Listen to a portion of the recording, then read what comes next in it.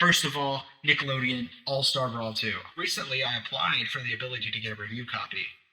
I'm not too interested in getting a review copy, mainly because let's just say that I already have my needs fulfilled when it comes to getting an early version of the game.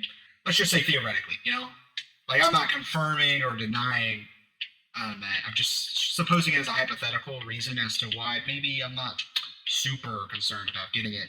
But I think let's just say this: if I got that review copy, that's probably something I'm going to put on my fucking tombstone. Is that my existence as a YouTuber, Twitter funny man, or Twitter semi funny man, let's just be honest, got me something for free. That'd be pretty sick, not gonna lie. Especially something that I'm as passionate about as plat fighters. Like, that's just my favorite genre of game. It's like, if I'm next to a person, I'm always down to play plat fighters, no matter how good they are, if they're way better than me, they're way worse, or all that. And so if I could say that I got something from that, that'd be pretty cool, you know? All those years playing Super Smash Brothers Brawl with my friend in middle school. Oh, it finally amounted to something. it gave me a $60 coupon on a game that I'm gonna buy either way. I'm very excited for its release. I'm very interested to see how that shakes out because, from what I've been told and from what I've seen, and let's just be honest, from maybe what I felt, the game is so much better than the first. I'm a pretty big apologist for that first Nick Brawl game, but this second one, let's just say that hypothetically it is really good. Let's just say hypothetically, if someone were to, I don't know, get access to the game for free, that someone would probably be willing to just go ahead and pay the 50, $60 or whatever, regardless of getting it for that, because they just enjoy the product so much, Let's just say that hypothetically, they've been playing with some hypothetical friends, and they've been hypothetically having probably just my favorite experience with just a launch of a plat fighter. I'm curious to see how much steam that holds, and if the ship for a game like Nick Brawl has already sailed, since, nasb 1 doesn't have a good reputation. And on top of that, you had games that come and go, like multiverses. I wouldn't be surprised if the audience is a bit soured with Nick Brawl 2, just out the gate, because of it's, they've been kind of they've been screwed over by the genre at least 2 times since. And, but I'm the first game I thought was really good. I didn't think it was, hey, you should go spend $50 on this game good. I thought it was, hey, if it's on sale and you like Smashy Bros, or you just like fighting games in general, or hell, you're just a SpongeBob fan, I'd say get it. The second game, I wouldn't say it's a must-have. I don't think I could convince myself to tell people it's a must-have. But if you like plat fighters, get it. If you like SpongeBob or just Nick or cartoons, get it. Like, everything about this game is better. I feel like the only con that I can really state in comparison to that first game is that it's a little less unique. The gameplay is a little more sterile. It's a little more stereotypical to what we're used to seeing out of plat fighters like Smash Bros. But to be honest, to everyone, that's not a downside to everybody. A lot of people have issues with the unique factors of Nick Brawl. As someone who played a lot of plat fighters and wasn't looking for just another good one, I wanted something. I like the fact that it's unique. I like the fact that the game has its little quirks. It's a little bit of a downside to see that the systems in place for the game are changing. Because, just being completely honest, I have Smash Bros. Ultimate, I have Brawl, I have Melee, I have Framemakers, I have Rivals.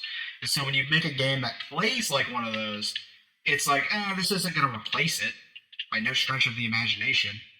I like to think of a game like the original Icons, before it got rebanded to Rushdown Revolt. That was just Melee. We all knew it. The devs knew it. The support team knew it. The fucking people who bought the game, the people who played the game, everybody knew it. And it kind of just gave the game little to no replayability. And, luckily, I can't say that Rushdown Revolt has the same issues. I think Rushdown Revolt is one of the most unique plat fighters out there. It's so absurd. The mechanics that they implement from games like Guilty Gear with like the Roman canceling, the burst, the gameplay systems. It's very unique, one of a kind, one of a kind, and I'm glad to see that game be in the state it is compared to where it started. Admittedly, there's a whole conversation to be had about how the devs have handled its more recent incarnations, because there's been like 2 or 3 times that they've just turned around and like just changed the actual structuring of the game. And that's kind of annoying. Being completely honest, just being completely honest, it's a little bit annoying that it went from a paid experience when it was originally free to play, on top of the fact that it's a game that's known for changing. And it's hard for me to truly believe that this is the last time we're going to be seeing a structural change. Like, it feels like there's a lot of ideas going on with that game where people are like, oh, yes, we're having a little bit of a drought right now. We need to just change our monetization structure. Yeah, yeah. Or we need to implement this or take away that. And, I'm not a dev, and speaking as someone whose opinion is highly smarter than the people who are actually putting in the work is very egotistical. So I want to just little air out, that I am no expert on this topic, but I can't help but feel like that it's kind of hard to, market yourself as a game if your definition of what the game is changing so often. But at its core, that core gameplay loop of freaking Rush Rev is amazing. And so I don't remember how much they started charging for online access. That's another weird thing. Offline play is right there. It's free, but then you have to pay for online. It just feels a little weird. Ultimately, at the end of the day, it's far from a necessary thing because, what was I saying? It's far from a necessary thing because, you just parsec. And I think the head dev guy has actually gone on record saying that, like, hey, you can just parsec local play. But then at that point, like, is it really worth the 20? I think it's $20. It might be $30. I don't know. Just don't take my word on the price. Let's just say 20. Let's just lowball it, right? Let's just lowball it for the sake of the, giving them the benefit of the doubt. And I don't want to create an argument off of misinformation. And if I do create an argument off of misinformation, I would prefer that it makes them look better, not to give them an unfair hand, But, say, like, you're not paying $20 for the game at that point. You're paying $20 for rollback netcode. And at what point, like, how do you convince people that rollback netcode is worth $20? Rollback netcode is great. Rush Rev's pretty good. Sometimes there's some like desync and disconnect issues, but when it's going, it's going. It's great. One of the better Flat Fighter netcodes I've had. But it's a hard sell. It is a hard sell. Man, this video about nasb quickly became about Rush Rev. Rush Rev's good. Don't know if it's worth the price. I feel like that's something you need to do some internal resolution-seeking meditation on, But back to Nick Brawl 2. The netcode, really good. From what I've heard, saw, and felt, hypothetically felt, the netcode, when it's going, is really good. There's some issues with the UI, I've been told, or seen, or felt, hypothetically. And there's some issues with just the general presentation and menus, or a few, like, network areas when booting up a match. But once I'm in a match, I've had one. Okay, I've had one network error in a sea of dozens and dozens of matches. I'm curious to see how crossplay is going to affect that, because there's supposed to be day one crossplay. There was a little bit of dilemma in the community because when they were advertising the game, they didn't advertise it as day one. They advertised that it would have crossplay. And you might be saying, well, if they have crossplay, they're going to have crossplay. But there was a few issues with promising crossplay in nasb 1 that just didn't come to fruition for whatever reason. Okay, please. Let me kill you. Good job. Ooh, hammer. This is good, right? I think so. There's some issues with them promising crossplay in like a later update, and then it just never came. It accidentally got enabled, but then they had to disable it for whatever reason that might be. So I think there was reasonable concern about the implementation of crossplay day one because, they've been lied to, or promises have been promises had not been kept about the implementation of crossplay before. So, but it's since then it's been confirmed that it's supposed to be day one. At least I'm pretty sure. Kind of weird. I'm curious to see how that's going to stress the systems, if it'll improve, decrease, because if there's one thing that certain platforms that are probably going to be one of the most primary platforms for the game, that being Nintendo Switch, it's going to be that the internet might not reach the potential that it should compared to, let's say, you're a hypothetical PC player, you know? So the success and implementation of that have yet to be seen. I'm getting this for funsies. Don't worry about it. Probably should have. Oh, I got the hammer. I don't. Push. Yeah, it's yet to be seen. But the gameplay is really smooth. I really like the cast. You know, from looks, and you know, let's say that if I hypothetically have been playing the game, I would hypothetically say that there's like 8 characters that I could see myself playing in the long term. Like hypothetically, there's my classic veteran Reptar. Played him in NASB 1, won some tournaments with him, did some jab down Bs. He's there. He's Major League Reworks. He's probably on the lesser side just because, like I said, I like to go back and play all Plat Fighters. And so I feel like I'll just keep Reptar as my NASB 1 rep. Like I played, he's one of the easier characters in that game too. So keeping him in that position sounds like a pretty smart idea.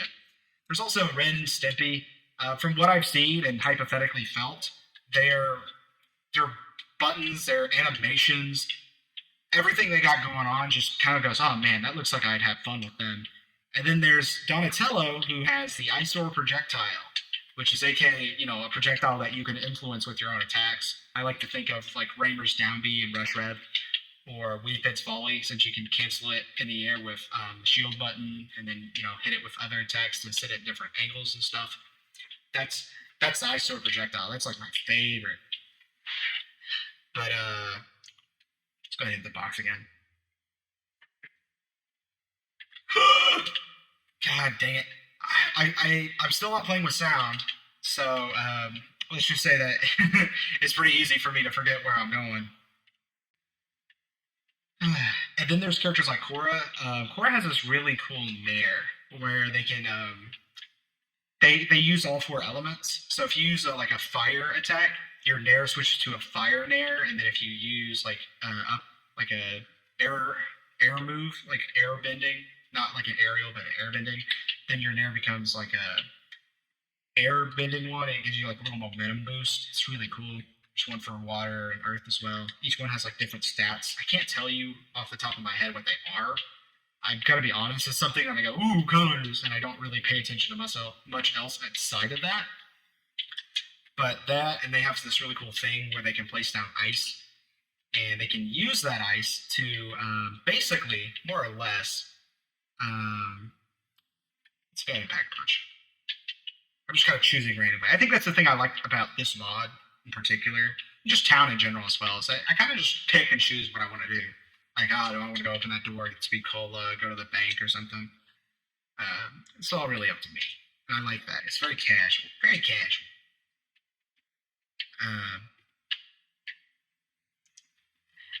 Yeah. Then there's characters like Sim. Hypothetically, I'm having a lot of fun with Sim. They feel very underpowered. They use Gur as like a puppet or something, but that puppet breaks in like one hit. And then if you use Slime, which I haven't even talked about yet, it goes away in like 2 hits or something like that. So it's slightly better, but not by much. And then I think the main people I've been playing have been Mecha Plankton. Oh my goodness. He's a grappler and a zoner at the same time. It's an inside joke. It's a very fun character to play because you just have a lot of interesting buttons that when you're just being a little bit of a goober, a little silly guy, you can do a lot of fun stuff. He's not very good. It feels like he has a lot of like scrub killer things, but if you're someone who's good at holding down neutral, good punish game, that sort of thing, I feel like Plankton kind of struggles in disadvantage because he's a heavy, he's a grappler. His zoning tools aren't the best. They're pretty interesting. Out of like how many projectiles he has, Um, I can only think of like one projectile that he has, and that's his down smash. That sends like a little rip wave as well. That's the only one I can like sit here and be like, oh yeah, yeah, yeah, that one does direct knockback because he has like his sauce. He has his little poison cloud thing. He has his popsicle. A lot of them are very situational. They're not like a end all be all button like charge shot or fire missiles on Samus. You know, where they just cover a lot of space and stuff. They're both situational, and I like that about it. This isn't a complaint; it's just a statement. Um, and then on top of that, my next character is Donatello because of the aforementioned um, icer projectile. He has like the little electroshock grenade. It's really good because you don't even have to hit it, and it's just really good set play because it's just a lingering active projectile that'll just kind of bounce on the floor once or twice if you don't hit it. And then you can mix up and choose it. You can go different angles with different moves. The whole shabab, and that's just really my thing. Donnie's good. A lot of people think he's really good. I kind of just lean towards him being all right. It feels like he struggles with pressure a lot. And maybe that's not Donnie. Maybe that's just my Donnie, since I play a very electro grenade or whatever it's called. And so I like having my time to set up and then do some wacky booty cheek angles to get in some damage. But I wish I had audio on. I don't want to go in and fix it because that means like the first 40 minutes. Oh goodness. First 40 minutes of this video are just kind of like awkward because like if you're watching this whole thing, it just like randomly starts having audio. I'm planning to do a video about Nick Brawl 2 on that other channel that I mentioned previously, you know, the main channel. That one's going to be a lot more focused. You know, it's obviously going to be scripted. It's going to have an overarching sort of direction to it where it's going to have, like, I have a very good idea in my head on how I want this video to go. I think too often, you know, the Plotfighter community compares itself to Smash. And that makes sense, you know. If you're the most popular game in the genre or blah, blah, blah, blah, blah, it makes sense to compare to the big dogs. But most of the time, it's overtly negative. And I think it'd be interesting to do a video where I compare it to Smash Bros., but it's from a more neutral to positive situation, because I think my biggest takeaway from Nick Brawl 2 is that it's really fun. It's really freaking fun. And with it being really freaking fun, it has a lot of content. The single player, the individual player can get a lot from this game, which was something that was like extremely missing, or just vapid in the first game, was the single player content. Because what was it? It was like just an arcade mode.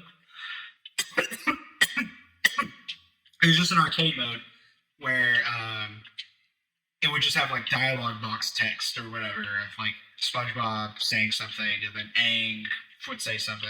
And despite, you know, they wouldn't say anything unique to each other, despite the fact that they don't even have to worry about like getting unique voice lines, because it would just be the text box. Like they both just say like, "I'm ready," and then Aang goes, "Oh, I must defeat you," and or like, "I must show you that peace is the way," or something like that. Like it's very shallow, despite the fact that they don't have to be limited by like a voice line budget, you know.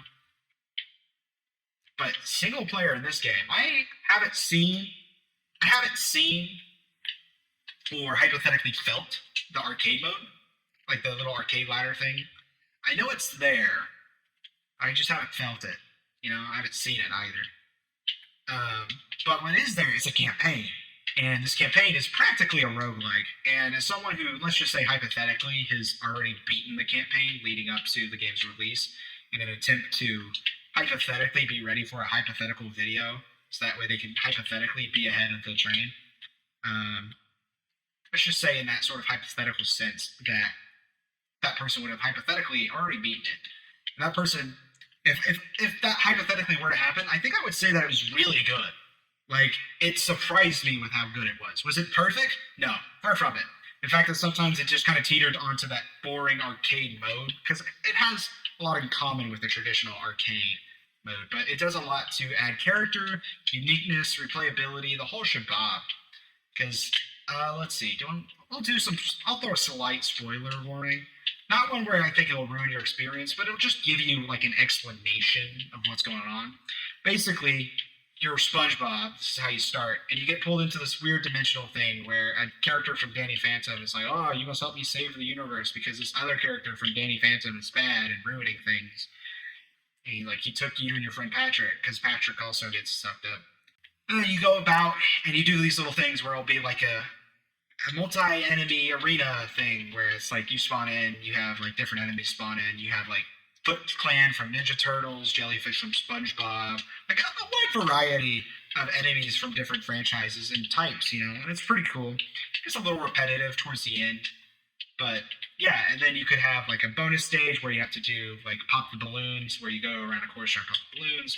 Get that. You get currencies for completing actions that you can spend at the shop to get run-specific items, or you can get another currency that's used outside of the run to permanently boost your character. And you do a bunch of these waves, and it ends with a boss. And the bosses are pretty cool. I'm going to be completely honest.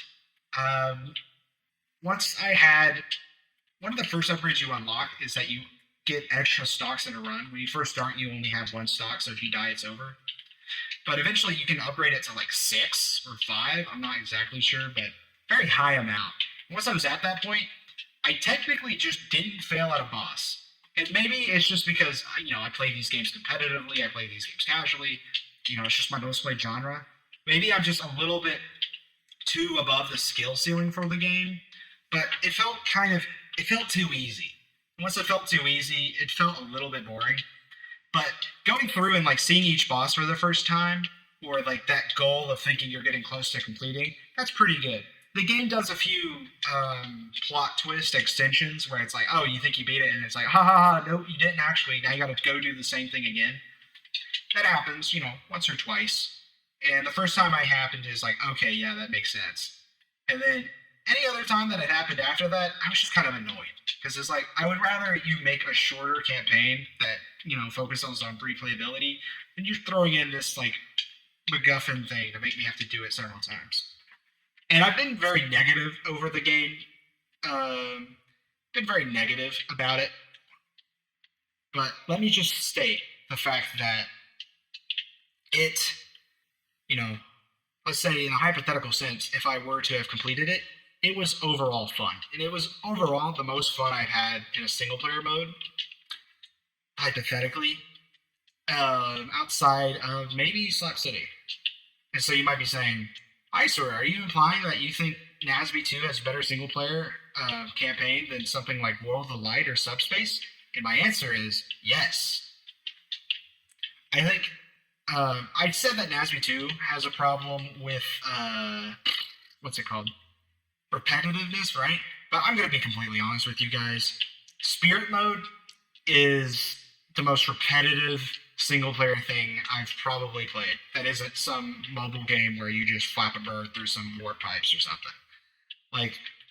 I've never beat World of Light because it just couldn't keep my attention. It felt like it was something that was like, yes. It was a very unique and cool concept, but the execution of it kind of just made it feel so boring.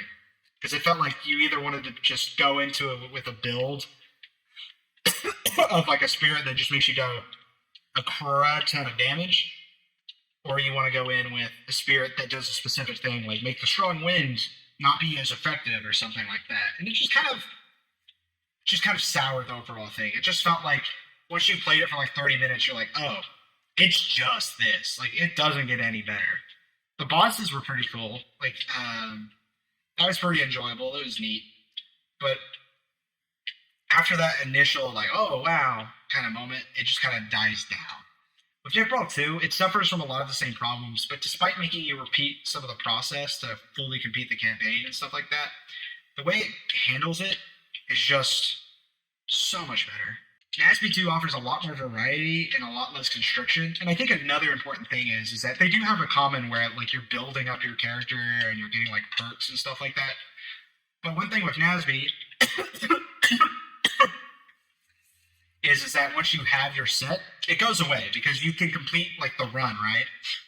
You don't get to keep the thing that makes you giant and deal 30% at the start of each match. That goes away. You have to start over again. Even if it is kind of easy and goalless, there's still that variety that's forced upon you that I think goes really far in just adding to the experience. And there's also a ranking system. And so if you're someone who doesn't just want to see the credits, there's a lot there for you to try and improve or do challenge runs and stuff like that. And so I genuinely think that it's better than World of Light. In terms of Brawl, I'm going to be honest. I recently sat down and played Subspace. I may or may not. Let's just say hypothetically that I'm working on a video about Subspace or just Brawl in general.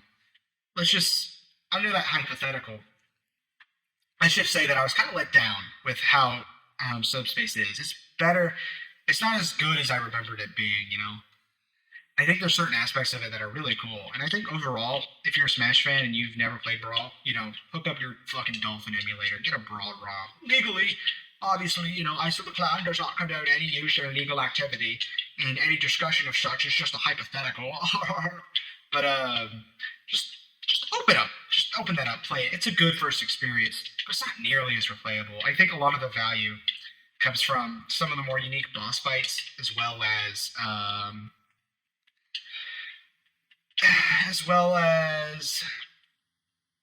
those cutscenes. Those cutscenes are pretty cool. But the Great Maze sucks. Those levels, like Skyworld or whatever, they're not as unique as you might remember. Like, you're not going through a Nintendo world. You're going through a random-ass forest, or you're going through a bunch of clouds with some weird rocks. It's not very unique. In NASB's, like, passerby missions, like the arenas and stuff, it's just like a normal stage, and then enemies just spawn in. You're not like progressing or trying to get to the end of something like a platformer level. But I'm gonna just being completely honest, that just cuts out a lot of the fluff, and it just makes it a more overall enjoyable experience for me, because it's like, oh, I don't have to fucking go hit something and hit a button and then backtrack and then go hit another button, and then eventually I get to the goal, and it just feels like, oh wow, I did a whole bunch of nothing. Like, that sort of experience, they're just not there. It's more enjoyable. And I'm glad it's that way. Really am.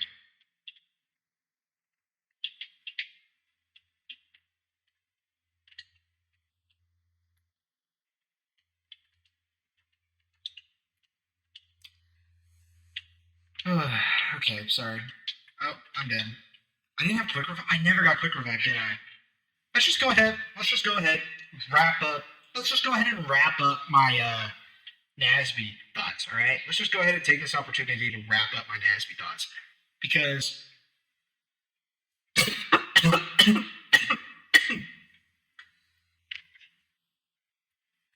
the game really just exceeds my expectations. Like, I think the gameplay is so fun. I've had so much fun with the cast. Single player is replayable. Even though, let's say, hypothetically, I've already beaten the campaign, I see myself in the future sitting down and, like, trying to complete a run with every character. Or there's unlockables for it. If you unlock in the game, you unlock someone to join your team by fighting them in the roguelike path system, right?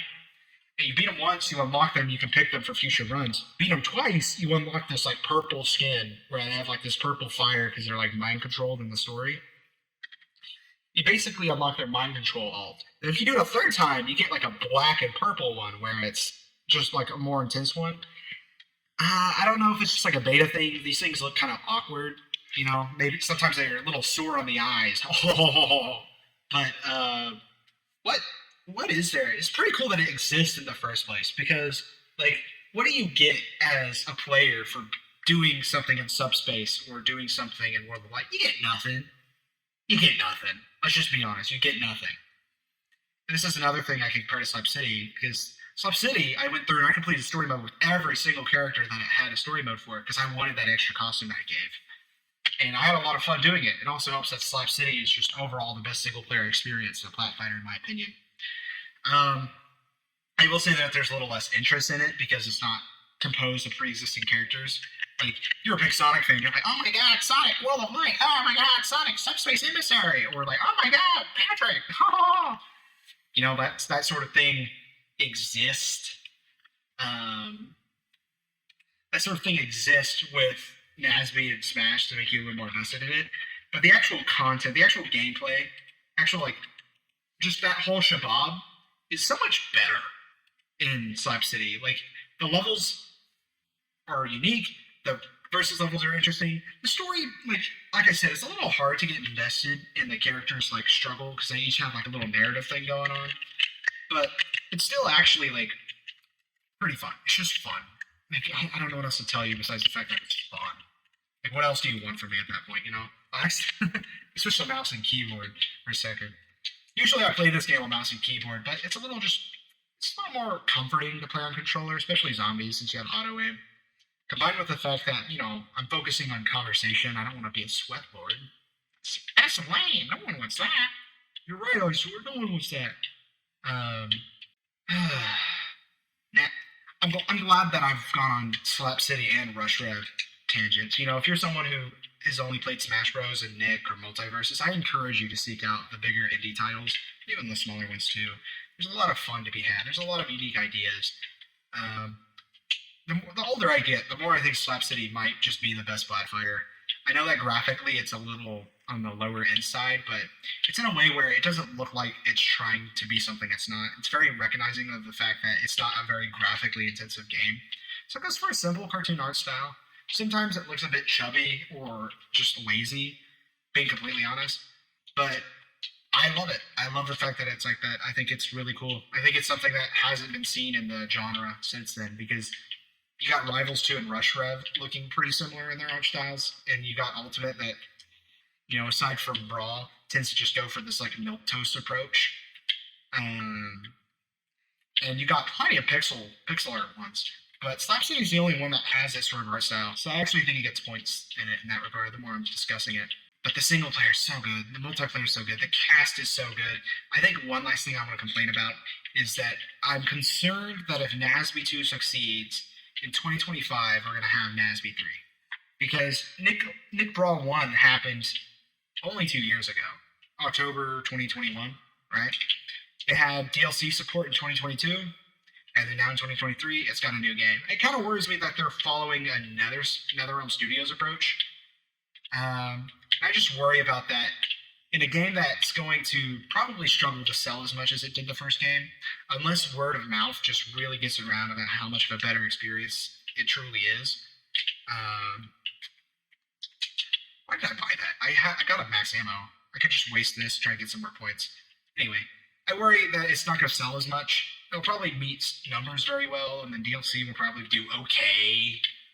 But I just worry that they're just trying to set up like a money farm, you know?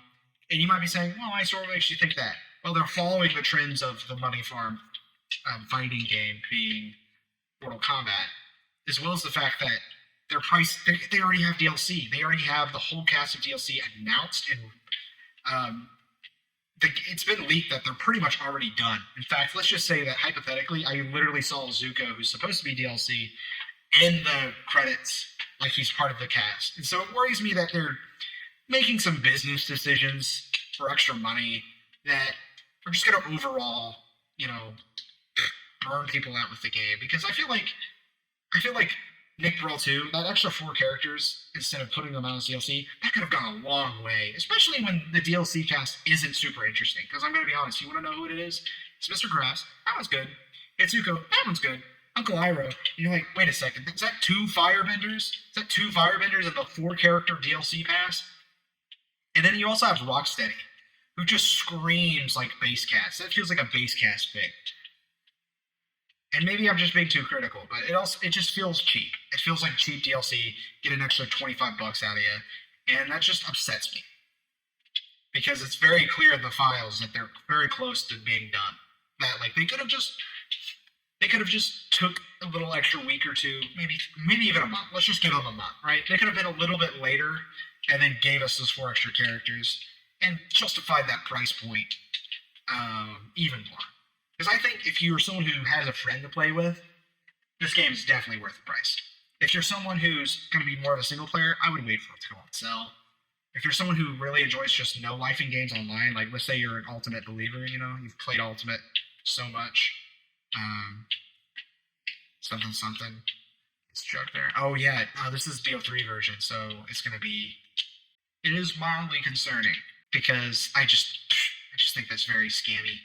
I think that, you know, you're going to have to win the faith. You know, just be completely honest, you're going to have to win the faith back on a lot of people's opinion of this game.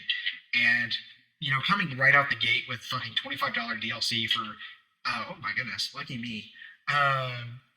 $25 DLC for a game that just came out, and it's pretty obvious that the characters were pretty damn close to completion. Like, I feel like this just puts a sour taste in my mouth. And who knows? Maybe I'm wrong. Maybe NASB 2 will continue to just be the fucking best thing ever. But I feel like I'm not alone when I think that just makes me a little more doubtful about it all. The pricing is extremely concerning. That's pretty much it. That's my main deal, is that the pricing is super concerning, and it just worries me about the overall health of the game. And it just kind of makes me think, like, am I going to be buying NASB 2 in 2025? NASB 3 in 2025? Because that's what they do with, like, the kart racers, right? Because the publisher, Game Mill, who also deserves some criticism before we're done here, they have another studio that just cranks out kart racing games. And I assume they sell well because, at least they're making enough money to warrant to continually just make them. It just worries me that that's the path where it's heading.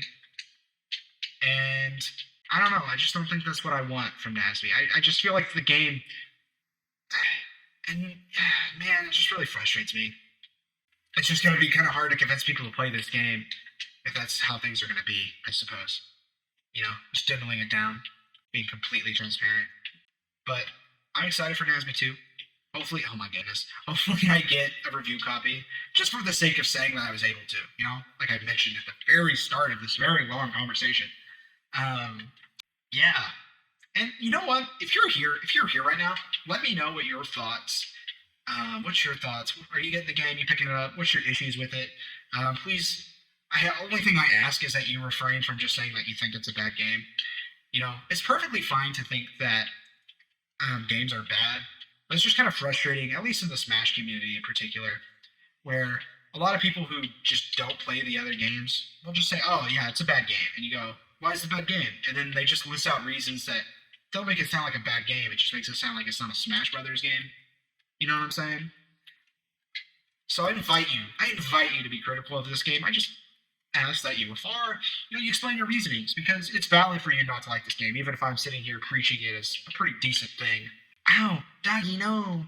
But, leave a comment. Vibe. Eyesore.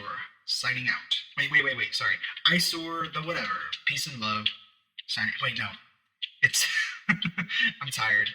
I've been up. Sinuses just keeping me up. And I'm like, well, I might as well do something interesting with my time. That's how we ended up here. Okay. Peace and love. Eyesore the clown. Signing out. There we go. That's good. That's it, man. That's the one. Do I want to keep talking, chat? What do you think?